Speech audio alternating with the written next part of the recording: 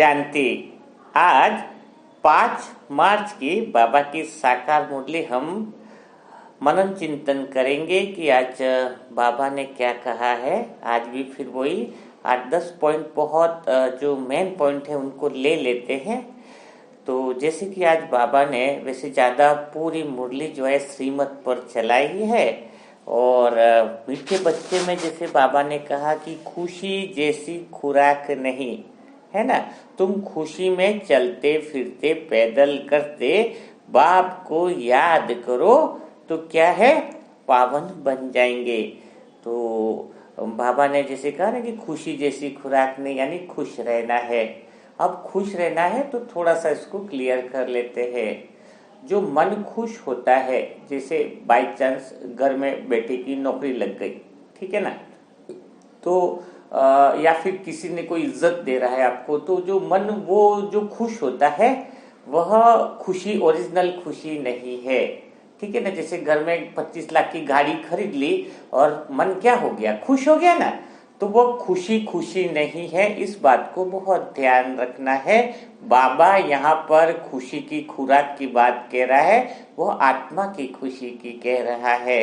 अब जैसे आप कहोगे कि अभी जैसे कार ही ली है तो खुशी हो गई, इससे कार खरीदने से खुशी मिल रही है, यही तो अपनी कल्पना है और इससे ही हमें दूर होना है। मन की खुशी को अपनी खुशी नहीं मानना है।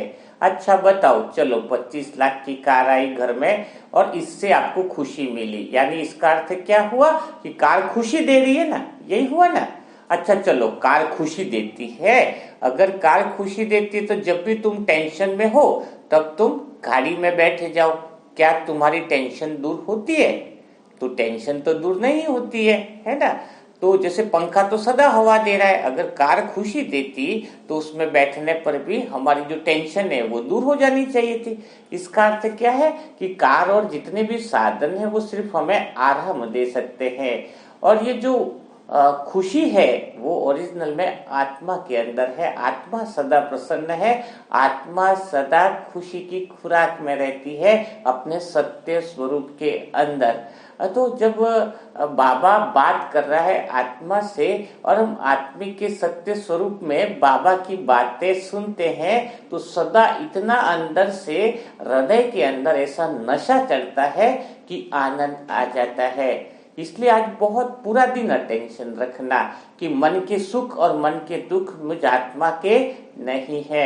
जैसे अगर आपका मन किसी की कोई प्रशंसा कर रहा है, आपकी तारीफ कर रहा है और खुश हो रहा है, आपको अच्छा लग रहा है, तो समझ लेना जो व्यक्ति आपकी प्रशंसा कर रहा है, बार बार आपकी तारीफ कर रहा है, वही व्यक्ति आने वाले समय में आपकी इज्जत भी उतारने वाला है।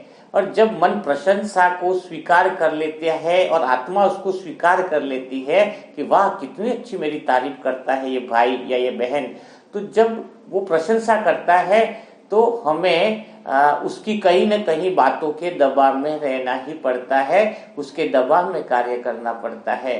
तो जो प्रशंसा की इच्छा रखता है, उससे खुश होता है, उसको फिर दुख मिलना भी तय है, क्योंकि मैंने बताया ना। इसलिए मन की खुशी, मन की इज्जत, मन के सुख, मन के दुख, इनसे हमें डिटैच रहना है। हमारी ओरिजिनल खुशी जो है, परमात्मा जो हमें प्यार भरी बातें आत्मा से करता है और मैं आत्मा रहूं और मीठे बाबा की वो बातों में मुझे प्रेम का रस आए। बाकी जो मन की बातों में जरा भी इंटरेस्ट लिया और उसके खुशी वाली बातें या दुख वाली बातें स्वीकार करी तो वहीं पर आपकी खुशी गायब हो जाती है। तो ये पहली लाइन शायद आपको बहुत अच्छे से समझ में आ गई होगी। अब हम आगे की लाइन पर बढ़ते हैं। तो बाबा ने आज बहुत अच्छी जो वाणी चलाई है वो इसी पे चलाई है, पूरे पेज के अंदर की बात कर ले, उसका मेन पॉइंट ले रहे हैं कि बाबा कह रहे हैं कि तुम श्रीमत पर तुम्हें चलना है और बाप की याद में रहना है। तो बाप ने कहा है कि तुम पहली जो श्रीमत है वो अपने आप को आत्मा समझ बाप को याद करना है। इस श्रीमत पर चलोगे तो तुम क्या बन जाओगे, तुम विक्रमाजित बन जाओगे। अब कितनी गहरी बात आज बाबा इतना प्यार से आप सभी आत्माओं को, हम सभी आत्माओं को इतनी प्यार भरी बात सदगुरु सिखा रहा है कि जो पहली श्रीमत है वो आत्मा समझकर चलने की है।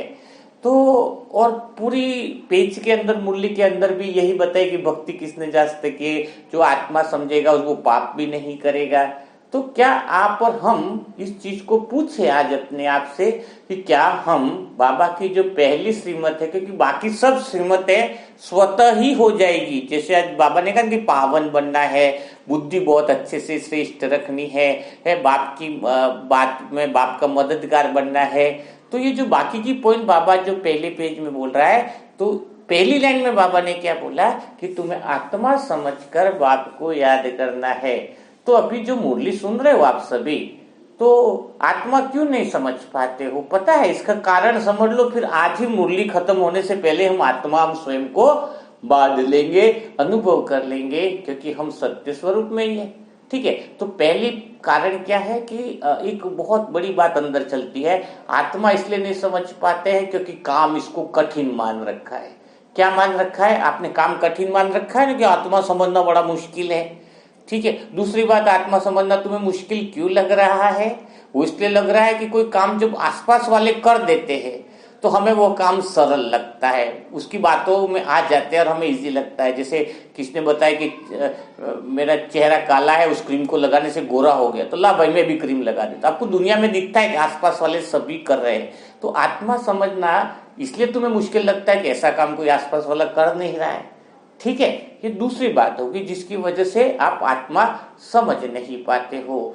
तो तीसरी जो बात है जिसकी वजह से तुम्हें लगता है कि मैं आत्मा नहीं समझ पाता हूं, वो ये है कि ऐसा लगता है कि इसके अंदर बहुत ज्यादा मेहनत करनी पड़ेगी, ये बहुत ऊंची चीज है, ये बहुत कोई साधारण चीज नहीं है ना। इसकी वजह से तुम्हें क्या इसमें इंटरेस्ट भी नहीं आता है। ठीक है, तो आज हम तीनों बातों को समाधान कर लेते हैं गहराई से मनन चिंतन के अनुभव के द्वारा, कि बाबा इतना प्यार से कह रहा है कि आत्मा समझना है तो बिल्कुल समझ लेंगे। करना क्या है, आपको पहली लाइन जो कठिन लगती है उसको इजी बना देते हैं, इन तीनों बातों का समाधान निकाल देते हैं, तो आत्मा समझना बड़ा आसान हो जाएगा। तो जो आपको कठिन लगती है आत्मा समझना, उसको आसान कैसे बनाएंगे? तो देखो, अभी तक जैसे आपको कौन सा काम आसान लगता है, जैसे मैं उदाहरण के लिए लूं कि कोई माँ बाप है, बुजुर्ग माँ बाप है, उनके दो दो बच्चे हैं। अब षष्ठी स्टेज पे कोई नाटक हो रहा है और बहुत अलग अलग रोल है, और उनको पूछा जाए कि देखो एक बहुत अच्छा नाटक करना है, उसमें बच्चों का भी रोल है, नौकरानी का भी रोल है, ये भी है, माँ बाप का भी है। तो उनको पूछे तो वो क्या बोलेंगे, किसका रोल करना है उनको अच्छा लगेगा? उनको लगेगा कि हम माँ बाप का रोल कर लेते हैं। माँ बाप का रोल क्यों उनको अच्छा लगेगा? कोई मेहनत नहीं करनी पड़ेगी, क्योंकि वो ऑलरेडी माँ बाप है, तो उनको लगता है कि यह रोल तो हमारे लिए नेचुरल है, यानी उसमें कोई मुश्किल के कोई काम ही नहीं है। ठीक है, अब जैसे किसी पागल को बोले ना, कि पागल को बोले कि पागल को पागल का ही रोल करना स्टेज पे, ठीक है, तो अब स्टेज पे बोला तो वो बोलेगा मुझे करना है क्या? उसको बोले तू जो कर रहा है ठीक कर रहा है कुछ बदलाव लाने की जरूरत नहीं है, तू जो कर रहा है वो ठीक कर रहा है। इसका अर्थ समझे आपको कि अभी इस संगम युग में हमें बाबा क्या कह रहा है श्रीमत के अनुसार, बहुत गहरी बात है कि तुम्हें सारे रोल को छोड़कर तुम्हें वह रोल करना जो तुम हो, कुछ नया नहीं करना है, कुछ नया बनना नहीं है। अभी बहुत रोल तुमने निभा दिए इस सृष्टि चक्र के ड्रामा पर अब तो तुम्हें वह रोल निभाना है जो तुम हो। ठीक है, तो अब हमें पहला लक्ष्य, पहली चीज क्या समझनी है, हमें कुछ नया करना ही नहीं स्टेज के ऊपर है। जैसे बताया ना कि कोई माँ बाप है तो बस वो जैसे नेचुरल में है वही काम करे तो बहुत अच्छा लगता है, कोई काम नेचुरल में है तो बहुत बढ़िया लगेगा। तो हम सब ब्राह्मण आत्मा को बाबा इतना प्यार से कहता है कि तुम आत्मा हो और तुम्हें आत्मा का ही रोल करना है। तो एक नियम पक्का कर लो कि अभी ड्रामा ये वो सब सीन खत्म हुआ, एंडिंग संगम युग यानी ड्रामा का एंडिंग। ठीक है, सभी रोलों का अनुभव सत्युग से लगा के अभी तक ले लिया। अभी कौन सा रोल है? अभी एक ही रोल निभाना है। अभी ये नहीं समझना कि अभी भी मेरा रोल चल रहा है।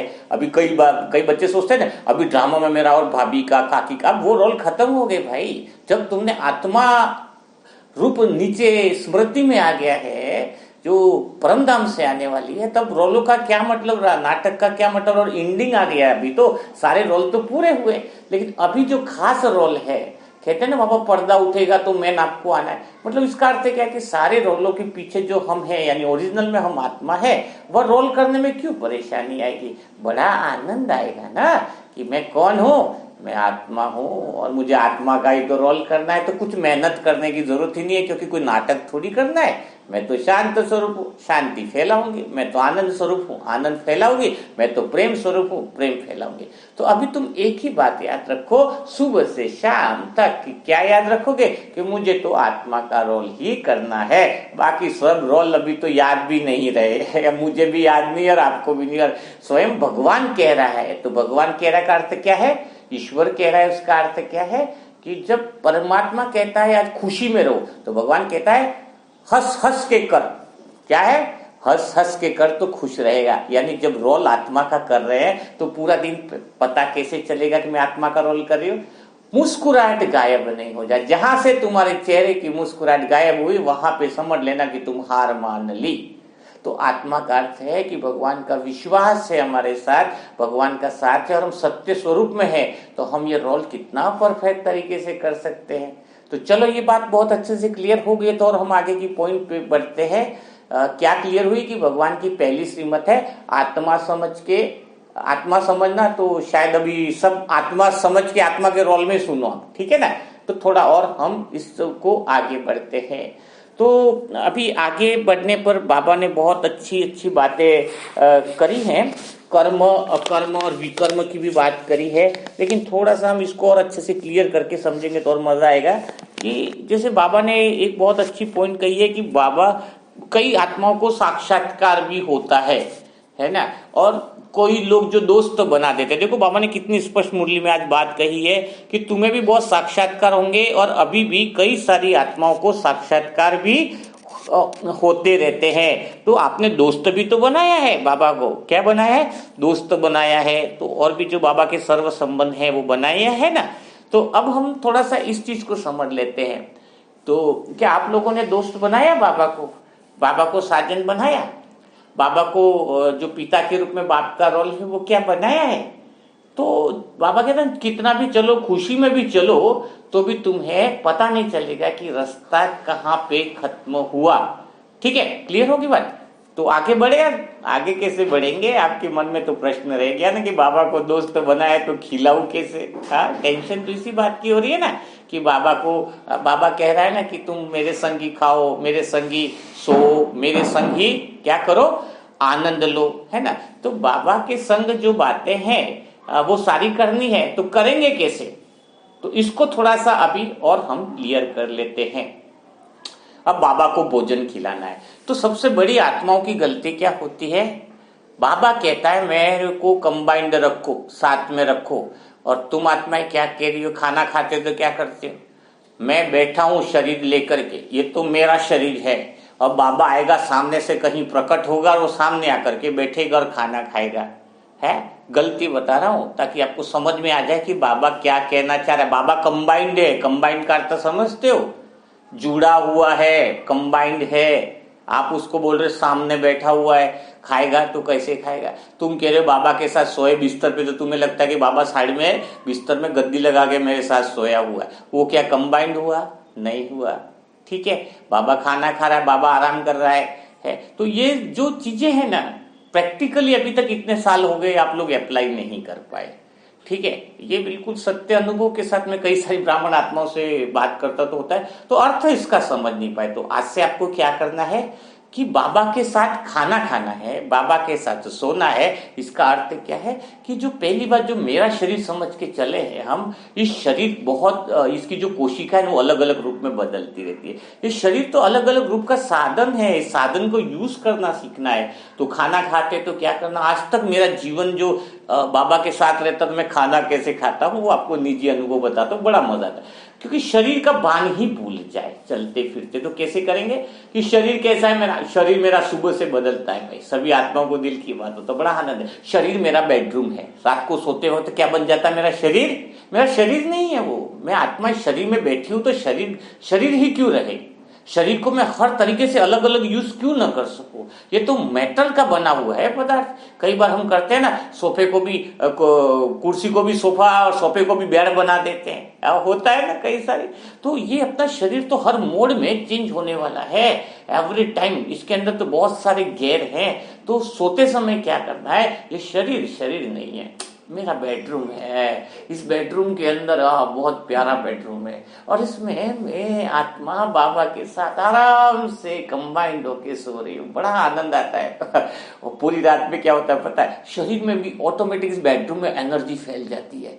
और शरीर की आपकी कैसी भी बीमारी हो, अगर आप आत्मा समझ के शरीर को बेडरूम बना करके अगर बाबा के साथ कंबाइंड होके सो, हाँ मजाल है अगर शरीर के अंदर 1% भी किसी तरह की कोई बीमारी या हलचल तुम्हें प्रभावित करते, हो ही नहीं सकता। सारे दर्द होंगे वो कमरे के बाहर, अंदर कुछ फर्क नहीं, स्वतः ही गायब हो जाएंगे।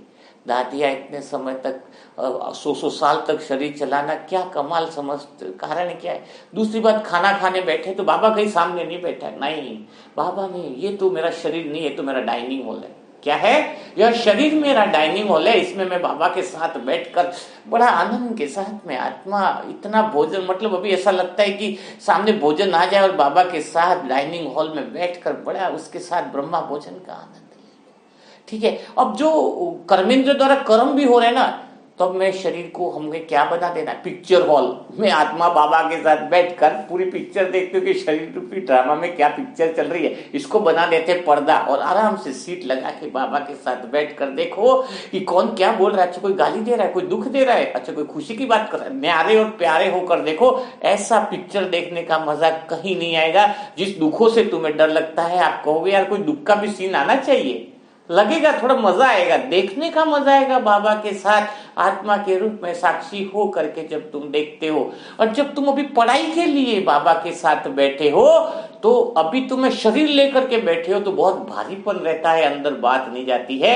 जब तुम पढ़ाई कर रहे हो तो ये शरीर शरीर नहीं है, ये शरीर क्लासरूम है, और इस क्लासरूम में मैं आत्मा भगवान के साथ बैठकर पढ़ाई कर रही हूँ। और कितना मजा आता है इस क्लासरूम में कि स्वयं भगवान टीचर बनकर सिर्फ मुझे पढ़ा रहा है, ऐसा अनुभव करना है। क्योंकि शरीर रूपी क्लासरूम है, इस क्लासरूम में कौन बैठा है, एक तो मैं आत्मा और एक परमात्मा। तो देखो ऐसा लगेगा कि परमात्मा से इतना प्यार का संबंध हो जाएगा कि भगवान दूर भी जाएगा तो परमिशन लेके जाएगा, अरे भाई तुम्हारी क्लासरूम से जाऊं क्या, तुम्हारी पढ़ाई पूरी हो गई क्या?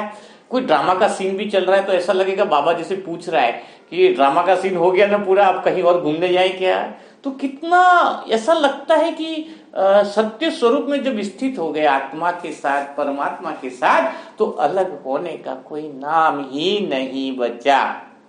तो आज जो बाबा ने मुरली के अंदर बोला कि पहली श्रीमत आत्मा, तो क्लियर हो गया ना, आत्मा का रोल करना मुश्किल तो नहीं है ना, जो है उसका रोल करने में क्या मुश्किल है? कुछ नया काम दे आपको, बोले कि आपको कोई अलाउद्दीन खिलजी का रोल करना है, महात्मा गांधी का रोल करना, तो मुश्किल लगेगा ना, वो तुम्हें किया ही नहीं है ना। और जो तुम हो आत्मा हो उसका रोल करना कोई मुश्किल नहीं है। तो ये जो बातें मुरली के सार की है उसको बहुत अच्छे से ग्रहण कर लेना है, क्योंकि बाबा की दुकान में बहुत सारे सामान मिल रहे हैं, लेकिन ग्राहक वही है जो उसको सच्ची रीति से ग्रहण कर ले। और जो ग्राहक मोल भाव करता है वो ग्रहण नहीं कर पाता है, ईश्वर की दुकान है ये। तो ये बात को बहुत अच्छे से समझ लेना है। अब थोड़ा सा हम इस बात को और आगे बढ़ते हैं कि आज बाबा ने बहुत अच्छी बात कही है कि रहम दिल का संस्कार धारण करो तो तुम्हारी तकदीर एकदम बन जाएगी और दूसरों का भी तकदीर यानी भाग्य बन जाएगा। ठीक है, तो इस बात में रहम दिल बनकर तकदीर जग जाएगी, तो इसका अर्थ क्या है? इसका अर्थ बहुत अच्छे से ले लो।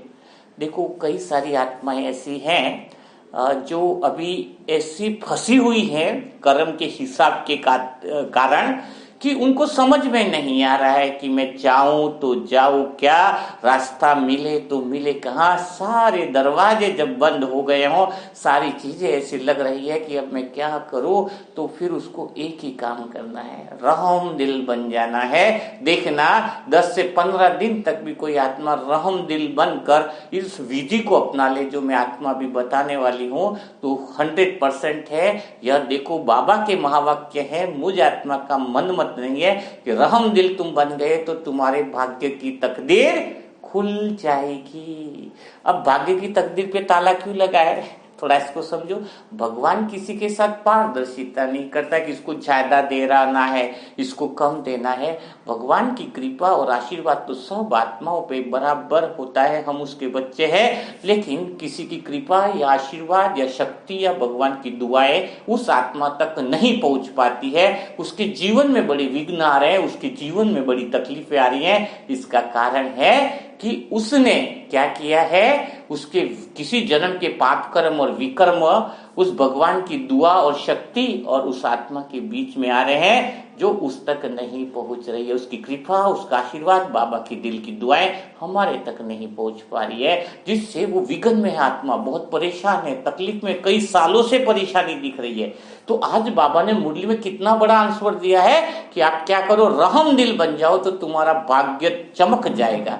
अब रहम दिल बने कैसे, तो रहम दिल बनने के लिए आपको बिल्कुल कॉपी और पेन लेकर बैठना चाहिए। मेरे हिसाब से आपको, आपका जो हिसाब किताब है ना, इन संबंधों के कारण है, और इन संबंधों के कारण, हिसाब किताब होने के कारण, इन जितने भी लोग हैं आपके आसपास के, उनको आपको प्रैक्टिकल में दुआएं देनी है कि उनका भला हो जाए। बिल्कुल आप जैसे ही दुआ देना चालू करोगे, आपके आसपास का वायुमंडल बदल जाएगा, आपके आसपास का जो कोहरा है वो बदल जाएगा। आपके जीवन में इतना लगेगा कि नए भाग्य की तकदीर चमक उठी है। अब आप किस किस को दुआ दोगे तो मन में समझ में नहीं आ रहा होगा, तो ए से जेड तक नाम लिख लो। कितने, क्योंकि आपके हिसाब किताब किसके हैं, आपके हिसाब किताब अमेरिका वाले लोगों से नहीं है, आपके हिसाब किताब ऑस्ट्रेलिया वाले लोगों से नहीं है, आपके हिसाब किताब है आप जिस कमरे में रहते हो, जिस घर में रहते हो, और जो संबंध आपके आसपास वाले लोग दिन भर में मिलते हैं, उन संबंधों के साथ आपका हिसाब किताब है। तो उनको दुआएं देना आज से चालू कर दो। तो वो संबंध कैसे निकालोगे, ए से लगा के जेड तक। एक अर्थ क्या है, शॉर्ट में बताऊंगा, नहीं तो बहुत लंबा हो जाएगा, नहीं तो योग और मेडिटेशन की सेशन सुनना, तो ए से जेड में शायद उसमें भी कोई क्लास की हुई है। एक अर्थ है आंटी, ठीक है ना, अंकल आंटी आपके जो है उनको दुआएं दो कि अंकल आंटी का जीवन खुशियों से भर जाए, सच्चे दिल से रहम दिल बनकर उनके जीवन के विघ्न खत्म हो जाए। आप देखना, अगर आप रहम दिल बन गए और सच्चे दिल से दुआ दे दी तो समझ लेना कितना अच्छा हो जाएगा। बीकार से क्या है, भाई, भाई को भी दुआ दो कि मेरे भाई का जीवन, जलन नहीं कि भाई ऐसा, भाई बहुत बढ़िया हो जाए, जीवन अच्छा हो जाए, उसके जीवन में खुशियां आए, उसके जीवन निर्विघ्न बने, बहुत सबकी मदद करे, उसके मन के अंदर भगवान के प्रति प्रेम पैदा हो जाए, उसके मन में परमात्मा प्रेम की लहर पैदा हो जाए। ऐसा भाई के लिए कृपा करो। और वैसे भी कहते हैं ना भक्ति में भी कि चाहे तुम 10,000 सीढ़ियां वैष्णो देवी के मंदिर चढ़ जाओ और 5 सीढ़ियां अपने भाई की न चढ़ पाओ तो कोई फायदा नहीं। तो भाई भाई से भी प्रेम तो करे, तो वह प्रेम और दुआ अपने भाई के लिए तुम निकाल दो, जीवन बदल जाएगा। सच कहता हूँ, जीवन बदल जाएगा, क्योंकि मकान तो खाली दीवारों से, पत्थर से बनता है, लेकिन जिस घर में अगर प्रेम हो तो फिर वो घर स्वर्ग बन जाता है। और जिसके मन में ही परमात्मा का प्रेम बस जाए, वो मन ही मंदिर बन जाता है। तो प्रेम का दुआएं देने में क्या जाता है, तो भाई से प्रेम करोगे ना, दिक्कत तो नहीं। राम ने रावण को जो पूछा, रावण को कि तुम हार क्यों गए, तो रावण ने कहा एक ही कारण था, तेरा भाई तेरे साथ था, मेरा भाई मेरे साथ नहीं था। तो समझ में आए कि लौकिक रिश्ता है, लेकिन आत्मिक दृष्टि के साथ तुम्हें भाई के लिए दुआएं निकालनी है, नफरत के लिए जगह नहीं रखनी है। इसी तरह से ABC है ना, ABCD आप समझ रहे हो ना कैसा है, उन सभी चीजों को आपको समझना होगा।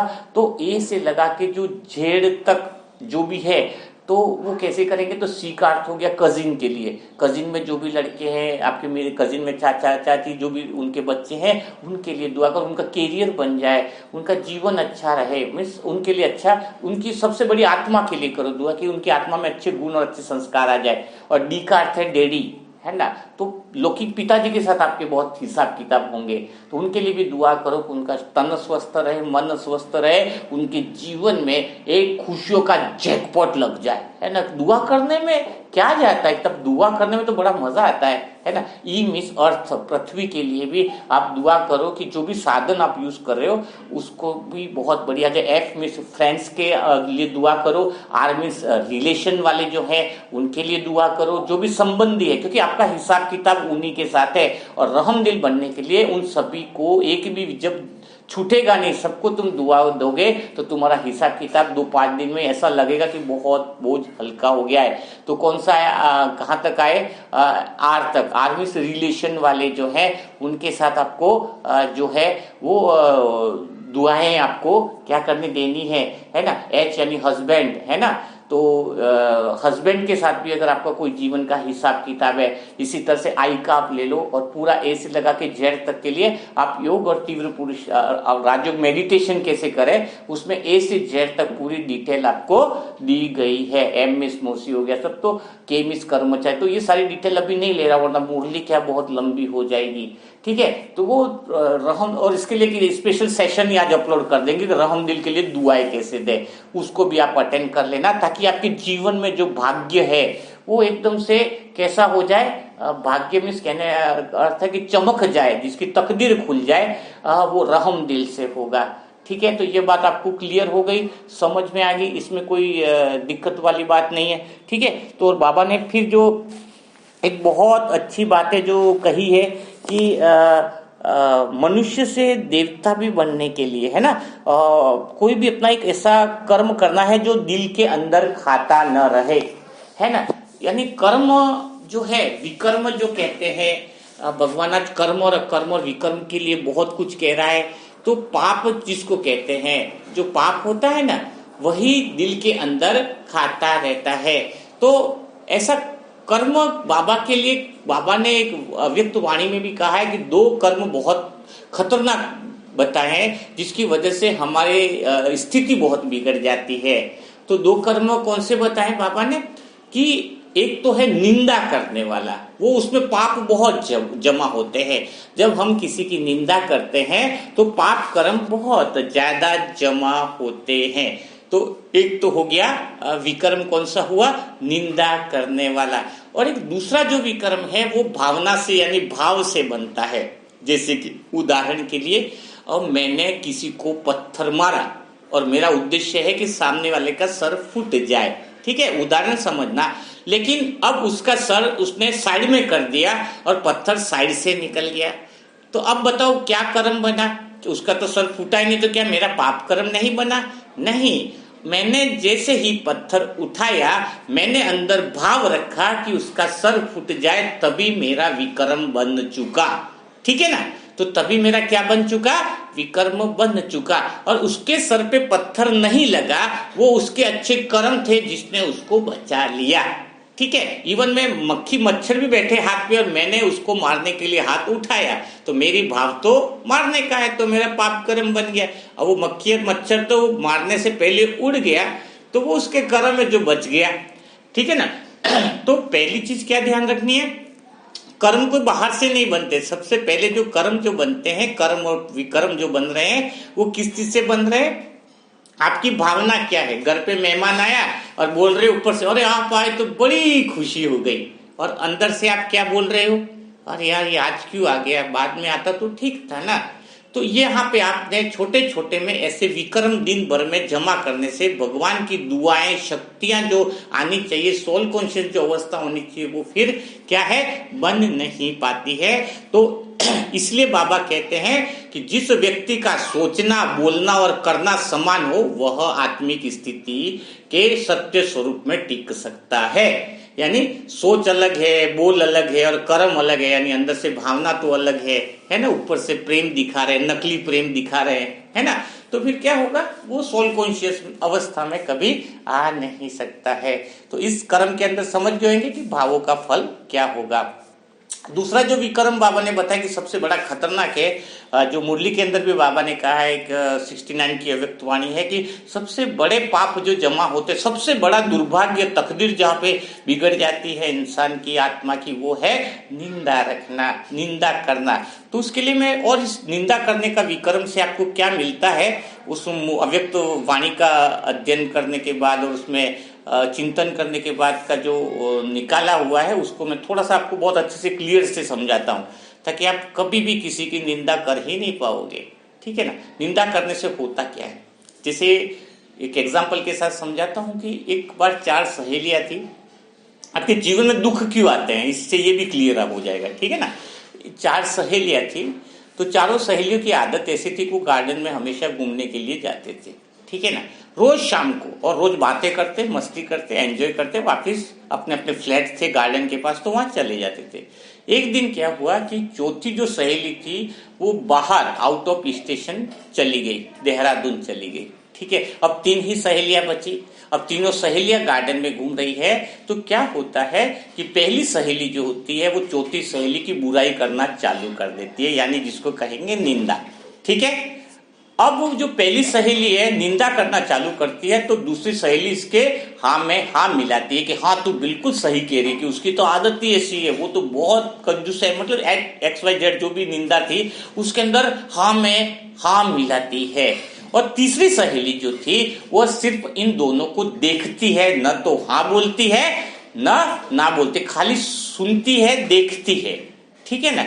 अब क्या होता है, जो मुसीबत देहरादून में गई हुई आत्मा है, उसके सर पे जो मुसीबत आने वाली है, उस समय उस पल में जो विघन आने वाला है, उस विघन का लगभग 60% 70% उस आत्मा पे ट्रांसफर हो जाता है जो उसकी निंदा करता है। यानी कौन, जो पहली लड़की थी। ठीक है। अब देखो, इसलिए अपन कहते हैं ना गली मोहल्ले में कि यार वो आदमी बहुत बुरा कर रहा है, फिर भी उसके साथ तो अच्छा ही हो रहा है, क्योंकि तुम सब गली वाले मिलकर के उसकी बुराई जो कर रहे हो, तो उसके पाप है वो सब तुम डिवाइड कर रहे हो। क्योंकि सबसे ज्यादा बुराई, वायुमंडल खराब करना होता है, वो निंदा वाला होता है। क्योंकि तुम जब बोलते हो किसी की बुराई, तो पूरे आसपास का गार्डन का वायुमंडल समझो, घर का वायुमंडल समझो, वो पूरा खराब करते हो। निंदा करने वाले ने अगर 100 रुपए की चोरी भी की है तो उतना ही पाप किया, लेकिन तुमने 100 रुपए की चोरी को पूरे मार्केट में बातों को फैला दिया है, तो तुम इतने सारे वायुमंडल को खराब करने के निमित्त बनते हो। और बाबा कहता है ना कि सबसे बुरा विक्रम यही है। तो पहली जो बहन है जिसने निंदा करी है, उस पर सबसे ज्यादा पाप चढ़ते हैं, यानी उस औरत पर जितने पाप आने वाले थे जो देहरादून गई है, तो वो इस पे ट्रांसफर हो जाएंगे। फिर दूसरे नंबर पे उसका कुछ हिस्सा दूसरी वाली सहेली पर भी ट्रांसफर होगा, क्योंकि उसने भी वायुमंडल खराब करने के निमित्त बनी है। और जो तीसरी है उसने कुछ किया नहीं है, खाली देखा है, तो भी उसको कुछ % हिस्सा उसके ऊपर जाएगा। यानी आप सोचो, अगर हमारी कोई निंदा कर रहा है तो बहुत अच्छी बात है, क्योंकि हमने कुछ गलतियां जाने अनजाने में की है, तो हमारे सर से तो वो बला टल्ली कहते हैं ना, कहावत है, तो यानी वो ट्रांसफर हो रहा है। तो यानी सबसे बड़ा विक्रम कौन सा, निंदा करना। बाबा ने क्यों कहा, क्योंकि उससे वायुमंडल बहुत ज्यादा खराब होता है। तो आप अगर सेंटर में जा रहे हो, कोई अनुपस्थित है, उसकी बात ही नहीं करनी है, और अब तो आत्मा का रोल हम कर रहे हैं, तो निंदा के लिए तो कोई जगह बची ही नहीं, यानी निंदा तो कोई रही ही नहीं। बिल्कुल क्लियर हो गया आपको कर्म विकर्म की गति। क्योंकि विकर्म कब होते हैं, जब देहबान में करते हैं। श्रेष्ठ कर्म कब होते हैं, जब आत्मा समझ के करते हैं। और अकर्म क्या है, सत्युग त्रेता में तो कुछ न पाप है न पुण्य। तो यह पॉइंट शायद आपको बहुत अच्छे से क्लियर हो गई होगी, इसलिए निंदा से आपको बच के रहना है। अब लास्ट जो हम पॉइंट लेते हैं, बीज रूप स्थिति द्वारा सारे विश्व को लाइट का पानी देने वाले विश्व कल्याणकारी भव। तो ये बीज रूप स्टेज, यानी इसका अर्थ थोड़ा सा हम वरदान को क्लियर करते हैं कि हम अगर पूरा दिन एक ही बात पे अगर हमारा अटेंशन रहे, वो क्या है, बीज रूप। हम कौन है, आत्मा जो है वो बीज रूप है। बाबा तो है ही बीज रूप, हम आत्मा भी मास्टर बीज रूप है। ठीक है ना।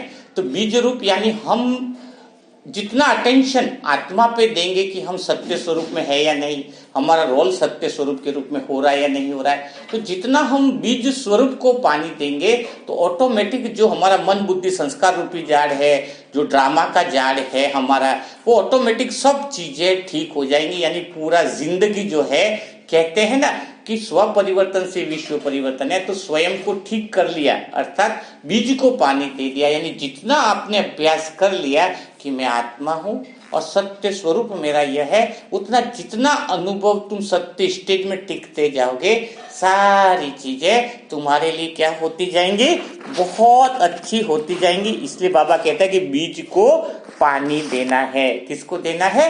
बीज को पानी देना है। तो मन भी ठीक हो जाएगा, बुद्धि भी ठीक हो जाएगी, संस्कार भी ठीक हो जाएंगे, तुम्हारा रोल भी बहुत अच्छा होगा।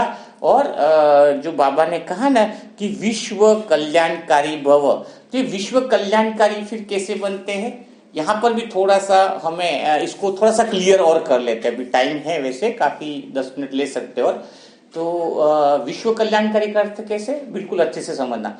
आप आत्मा हो, स्थित हो जाओ। आगे आपका मन है, क्या है, आप विचारों का चयन कैसे करोगे बहुत अच्छे से सीख जाओ, तो आपकी बीज रूप स्थिति सदा के लिए बन जाएगी। आत्मा का रोल परफेक्ट करना चाहते हैं ना कि मेरा आत्मा का रोल बहुत अच्छा चले, तो क्या करना है आपको, मैं आत्मा हूं, रोल में तैयार हो जाओ। ठीक है, ये बीज रूप स्थिति है आपकी। आत्मा की कौन सी स्थिति है, बीज। उसको मजबूत कैसे बनाएंगे, अब आत्मा के आगे क्या, शांति से बैठ जाओ। अब आगे देखो, आपका मन है, अब मन के पास जो विचार आ रहे हैं उसको कैसे तुम्हें सेलेक्ट करना है वो आप देखिएगा। अब आप आत्मा का रोल कर रहे हो तो आत्मा की ही बातें करोगे। मन के विचार, मन की शक्ति, मन को शक्ति भी किस बात की दोगे कि भाई हमें अब आत्मा का रोल करना है। तो कैसे करेंगे, प्रैक्टिकली देखते हैं। इमेजिन करो आप आत्मा हो, बैठी हो, आपके आगे आपका मन है। मन को बहुत अच्छे से देखो, कोई फिक्र नहीं करनी है। ठीक है, मन के पास 2 चीजें रख लो। आप आज बिल्कुल आत्मा का रोल अच्छे से कर पाओगे। मन के पास 2 चीजें रख लो। कौन कौन सी? मन का काम है चित्र बनाने का, तो चित्र बना दो। मन के पास एक पहली चीज है कागज और पेन, और दूसरी चीज, मतलब कागज और पेन तो है ही है, ठीक है, और कागज पेन लेके मन बैठा है। अब उसके आगे देखो एक जमीन है, बिल्कुल। आज बाबा कहते हैं पानी देना है, तो एकदम। और बाबा सूक्ष्म वतन में भी लेके जाता है ना, जब वतन में भोग लगाते हैं तो भी दृश्य ही दिखाता है, यही सूक्ष्म वतन है। तभी आप सोचो बाबा के साथ वतन में क्या दृश्य बाबा आपको दिखाना चाह रहा है। तो आप आत्मा बीज रूप में बैठे हो, आगे आपका मन है जिसके हाथ में क्या है, कागज और पेन है। ठीक है, और एक में कागज और पेन है, और एक तरफ एक होली यानी आग जल रही है, और एक तरफ है जमीन। क्या जल रही है? जमीन है, प्लेन जमीन है। ठीक है, अब आपके मन के अंदर जो भी इच्छाएं आ रही है उसको देखना है, क्योंकि मन तो ज्यादा से ज्यादा इच्छा ही करेगा। तो आपको मन को खाली करना है ना, तो बड़ा आनंद आएगा। अब मन में पहली इच्छा आई, बाय चांस कि आपकी क्या इच्छा है मन की, तो उसको बोलेगा कि मेरे भाई की बहुत अच्छी नौकरी लग जाए। ठीक है, या फिर उसको याद है कि मेरा थोड़ा सा 2 घर वाला बिल्डिंग बन जाए, 2 कमरे वाला मकान बन जाए। इच्छा ही तो तुरंत कागज पे लिख दो भाई कौन सी इच्छा है। उस इच्छा को आपके पास 2 फोटो है, एक तो आग जल रही है, उस इच्छा को तुरंत उस कागज को किसमें डाल दो, आग में डाल दो। ठीक है, एक दूसरी इच्छा आई कि सारे विश्व का कल्याण हो, सारी आत्माएं खुश रहें, तो वो बीज ले लो कि वो बीज तुरंत। दूसरा जो सीन है, जमीन है, एक जमीन का कल्पना करो, वहां पे वो बीज डाल दो और वही संकल्प करो कि सारे विश्व का कल्याण हो जाए, सबके अंदर प्रेम हो जाए। यानी जो देहभान के विचार और इच्छाएं आए आपके, जो मैं करके जो इच्छा है कि मेरे भाई का ये मिस कहने का, तो देह की जो इच्छा है कि उसको 2 बच्चे हो जाए, इसका ये हो जाए, उसका हो जाए, तो देह की जो संकल्प की इच्छाएं मन की है उसको तो तुम लिखो और आग में डाल दो। और जो अच्छे विचारों के बीज हैं, जो विश्व कल्याण करे, जो आत्मा के रोल में आत्मा समझ कर है कि इसकी आत्मा में, हे मीठे बाबा, प्यारे बाबा, मेरे भाई के आत्मा में सद्गुण भर जाए, तो वो बीज आपको किसमें डालना है, जमीन के अंदर डालना। देखना आपके जो भी रिलेशन वाली आत्माओं की इच्छा हो, लेकिन अगर आत्मा समझ के अगर वो इच्छा है तो फिर वो बीज फलीभूत हो जाएगा। अगर आपने ये बीज रूप में स्थित होकर डिसाइड करना सीख लिया, अलग करना सीख लिया, जैसे भी मेरी वही तो इच्छा रहती है, मैं हमेशा मन को ऐसे ठीक किया। मेरा निजी का अनुभव है कि जब कोई लौकिक बात आ रही जिसमें शरीर संबंधी कोई इच्छा आती है, तो वह इच्छा बकायदा कागज पे लिखता हूँ मन के द्वारा, और उसको आग में डालता हूँ, भस्म हो जाती है वो, और ऐसा लगता है कि मन खाली होता जा रहा है। और जो बहुत प्यारी इच्छा है, जो शुभ इच्छा बोले, जिसको कहे कि शुद्ध भावना है, उसका बीज अगर तुम खाली समय में भी अगर 10 आपने कल्पनाएं, जो भावनाएं हैं वो जमीन के अंदर डाल दी कि सबका कल्याण हो रहा है, पूरा घर स्वर्ग बन रहा है, सारे रिश्ते सबके अच्छे हो रहे हैं, घर के अंदर सारे मधुर रिश्ते बनते जा रहे हैं, तो देखना आपके जीवन में बहुत बड़ा परिवर्तन आ जाएगा। ये श्रेष्ठ है। तो कल से क्या, अभी से आज अपने को आत्मा स्वरूप समझ के संकल्प हर एक चीज में डाल देने हैं। तो जैसे खाना बनाते वक्त आपको 6 संकल्प 5 संकल्प ले लेने हैं, तो पूरे घर स्वर्ग बन जाएगा। कौन से 5 संकल्प लोगे? जैसे खाना बनाते समय हल्दी डालते हो, फिर से जीरा डालना जरूरी है, नमक डालना जरूरी है, मिर्च डालना जरूरी है, तेल डालना जरूरी है, इसके बिना सब्जी बनेगी नहीं। तो अब नियम बना लो आज से, देखना 10 दिन में कैसा मेरिकल जादू होगा। कौन सा पहला संकल्प करना है? खाना बनाते समय देखो वरदान है बाबा का, बीज स्वरूप से पानी कैसे देते। तो पहला संकल्प डालो कि यह भोजन नहीं है, यह परमात्म प्रसाद है जो पूरे घर के सभी आत्माओं के अंदर परिवर्तन ले आएगा। ठीक है। दूसरा संकल्प डाल दो कि तुरंत ही, जैसे जीरा डाल रहे हो तो एक आदत बना लो, जीरे डाल दिया तो उसके साथ कि सारे घर की आत्माओं के रिश्ते एक दूसरे से बड़े मधुर होते जा रहे हैं। तीसरा फिर डाल दो, जैसे आप हल्दी वगैरह डाल रहे हो तो सब आत्माएं घर की निर्विघ्न बनती जा रही है। फिर चौथी चीज डालो तो फिर डाल दो कि सब आत्माएं की शुद्ध मनोकामनाएं, और दूसरे ही नहीं, देहवान वाली नहीं, सब आत्माएं की शुद्ध मनोकामनाएं पूरी होती जा रही है। तो ऐसे 5-6 संकल्प आप खाना बनाते समय भी अगर फिक्स कर लेते हो तो घर की सारे विघ्न, सारी समस्याएं खत्म हो जाएगी। क्योंकि अब आप आत्मा बीज हो तो पूरे झाड़ को पानी दे रहे हो, जो भी आपके संबंध संपर्क में हिसाब किताब वाली आत्माएं हैं। तो ठीक है, आपको बहुत अच्छे से क्लियर हो गया होगा। और फिर भी कोई पॉइंट अगर समझ में नहीं आई हो तो कमेंट में आप जरूर लिख दीजिएगा। तो कमेंट में अगर आप लिखोगे कमेंट बॉक्स में, तो उसको हम समझेंगे, क्लियर करेंगे कि कैसे हम उसको सॉल्व कर सकते हैं। अच्छा, आपको जिन आत्माओं ने व्हाट्सएप नंबर नहीं लिया हो तो मैं उनको व्हाट्सएप नंबर बता रहा हूँ। उस पर सिर्फ आपको 3 चीजें लिखनी बहुत ज्यादा जरूरी है, नहीं तो रिटर्न जवाब नहीं मिलेगा। कि आपको लिखना है उस पर कि आपका नाम क्या है, कितने साल से ज्ञान में हो, और आपने कितने सेशन अटेंड किए हैं, और कौन से सेंटर पे आप जाते हो। ये 3-4 बातें जब आप इस व्हाट्सएप नंबर पे लिखोगे तो फिर आपसे हम बात भी करेंगे और देखेंगे भी सही कि कितना परिवर्तन हमारे अंदर आया है।